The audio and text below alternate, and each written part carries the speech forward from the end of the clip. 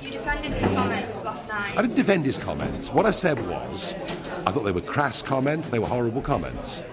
But the idea that because you've been tape recorded saying something in private that is objectionable, that you should be driven out of public life, I tell you what, I bet there's not a single person in Parliament who hasn't at some point in their lives, in private, said something they regretted terribly the next morning.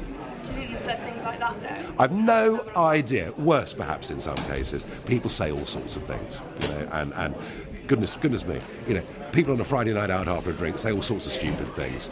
And the idea that he should not even be in office because he said it, or that Boris Johnson shouldn't be Prime Minister because he's written some fruity articles. We're reaching levels here of political correctness that are frankly ludicrous. You also mentioned today the attack on London Bridge on Friday. Yes. Jack Merrick's father has said that he doesn't want it to be used as propaganda, and that his son stood against hatred and division and ignorance. Do you think that's really something you should be mentioning? I've campaigned for months now, in fact over a year now. I've campaigned, fun enough with LBC, I've campaigned for over a year to say, isn't it amazing? When a UK citizen goes to fight in Syria for ISIS, we're happy to kill them with drones, to target them and kill them with drones. And when they come back into this country, they can walk the streets, and there are 400 of them.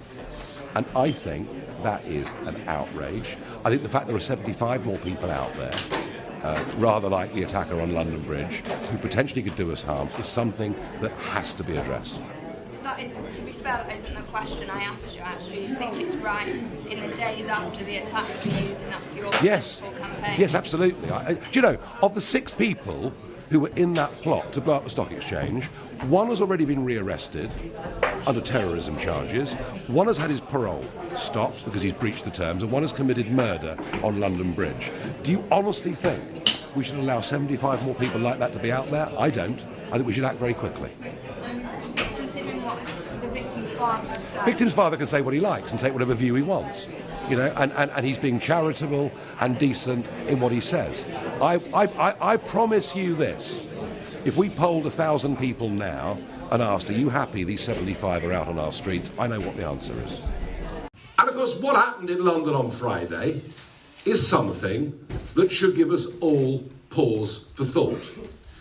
But what I said, is anybody else on this panel concerned that there are another 74 convicted terrorists out walking our streets, plus another 400 people who went to fight for ISIS in Syria, who've been further radicalised and brutalised by that appalling war, and they're also out there freely walking our streets. And I appealed, is anybody else here concerned? Does anybody here think that if you attempt to commit mass murder, that if you're infected with a jihadi virus, that you shouldn't be going to prison for 6 years, you shouldn't be going to prison for 12 years, you should be going to prison for life because you're a danger to the public of this country.